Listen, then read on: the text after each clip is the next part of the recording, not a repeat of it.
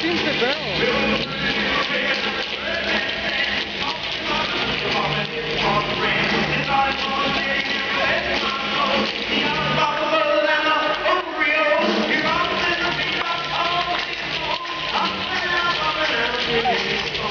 Potom, počkej.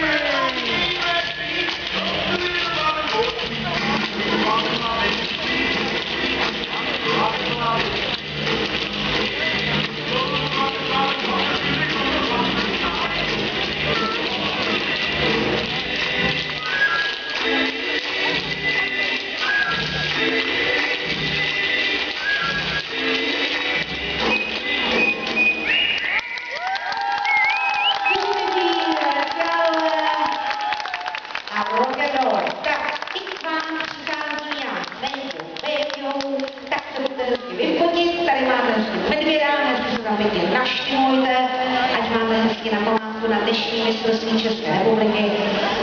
Minimálně vzpomínku na medvídka, protože vyhrají pouze ten nejlepší, tedy je první místo.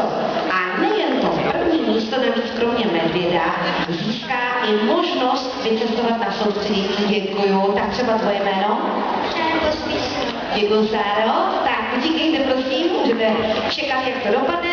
Takže já jenom prozradím, že nejlepší dostanou, nejen medvěda, ale dostanou i zájezd